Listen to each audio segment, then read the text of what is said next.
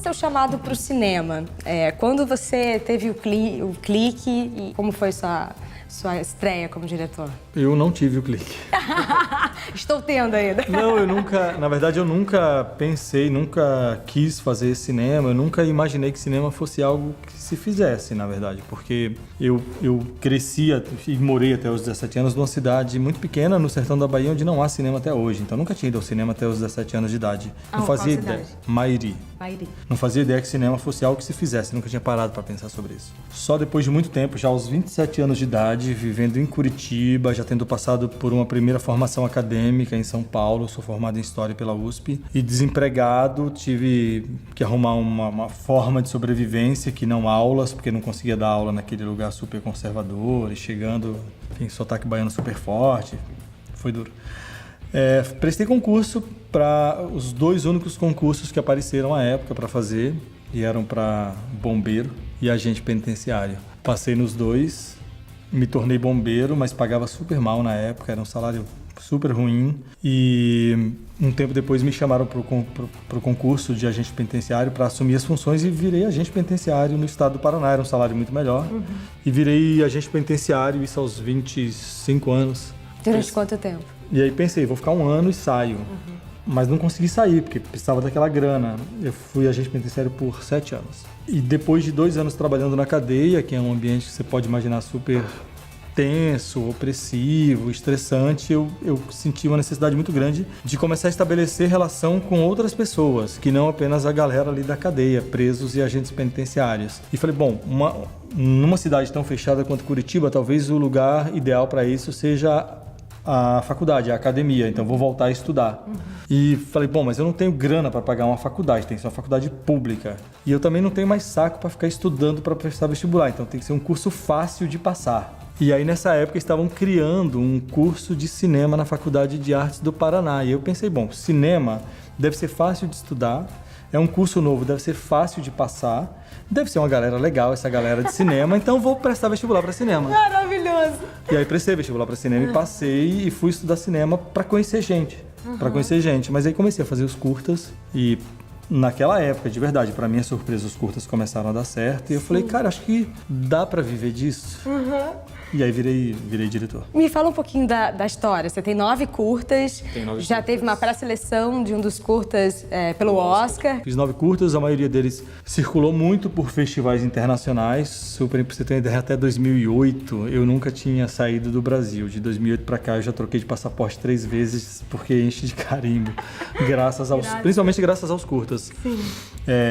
E aí alguns deles, eu tive curta selecionado em Veneza, curta selecionado em Cannes, curta pré-indicado ao Oscar, curta, enfim, os meus curtas rodaram bastante e foram essenciais para que eu passasse a fazer os longas e passasse a fazer série. Não apenas porque me prepararam com cancha de set, mas também porque trouxeram uma visibilidade que serviu como facilitadora para eu realizar os trabalhos. E a produção dos seus curtas era própria? Como é que era produzido? Logo em 2008, eu criei uma empresa produtora com 2 colegas de faculdade. A gente falou, bom, já que estamos aqui, vamos tentar fazer disso algo profissional. E aí criamos uma empresa produtora e essa empresa produziu todos os meus filmes até agora. No começo nós bancávamos, enfim... Teve um investimento real. R$500 para fazer o curso. Curtas muito baratos. E você imaginaria que você tivesse hoje, nesse momento, nessa transição tão linda? Porque os seus filmes estão com um êxito maravilhoso. Você acabou de vir de Gramado. O seu outro longa também levou mais de 7 prêmios. Em Brasília. Deu 7 prêmios em Brasília, foi para um monte de festival internacional, ganhou um festival em Montreal, teve em São Sebastião. Eu não imagino nada na minha vida.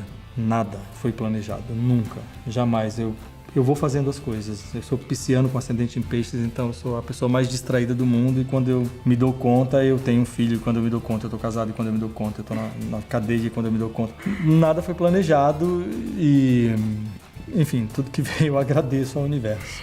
Você produziu também um documentário desse universo carcerário. Como é que foi a ideia desse documentário? Você estava em Curitiba ainda? Esse foi um projeto anterior da ficção, né?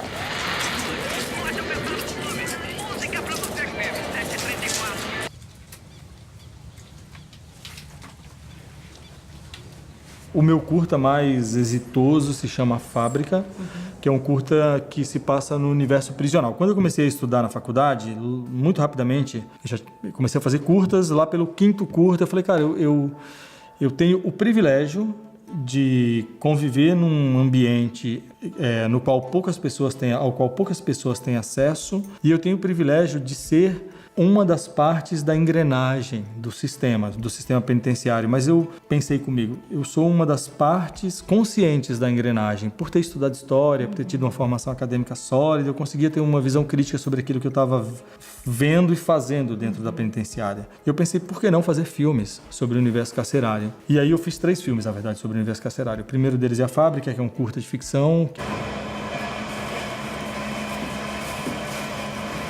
Lindalva Metrucci. Que teve uma circulação maravilhosa e é esse que ficou pré-selecionado ao Oscar. Depois dele eu fiz um curta documentário que se chama Pátio. Pai nosso que estais no céu, santificado seja o teu nome. Que foi selecionado na quinzena dos realizadores, na Semana da Crítica de Cannes, que ganhou É Tudo Verdade, que circulou um monte também. E a culminância disso, que eu chamo de trilogia do cárcere, é um documentário de longa-metragem que se chama A Gente, separado A Gente, no sentido de nós, mas também no sentido de agente penitenciário. Não quero nem ouvir o que você tem pra falar. Você não é guarda pra estar sentado no corredor da cadeia ali conversando? Que é um filme falando sobre os meus colegas de equipe. Eu trabalhei durante muito tempo na mesma equipe, que é a equipe Alfa, no presídio lá em São José dos Pinhais, região metropolitana de Curitiba. E eu decidi então voltar para aquela cadeia para fazer um filme com aquela galera com a qual eu trabalhei durante tanto tempo. E como para mim não fazia muito sentido fazer um filme sobre agentes penitenciários falando sobre eles, na época, eu não trabalhava mais na cadeia, mas eu ainda tinha vínculo com a Secretaria de Segurança Pública. Eu pedi a minha reintegração, voltei a ser agente penitenciário e passei a ser um agente penitenciário com uma câmera na mão. E aí fiz o filme em 2013, foram 8 meses de filmagem, em que eu trabalhava todos os plantões filmando a rotina daqueles caras. E como foi esse resgate para você? Já com uma veia artística e podendo realizar sua arte, sua verdade nos seus projetos pessoais, um documentário que tem um serviço maravilhoso para a sociedade, ainda mais, como você falou, numa situação que a gente não tem acesso, a gente é muito distante da grande parte da realidade, que é muito fácil nós criticarmos.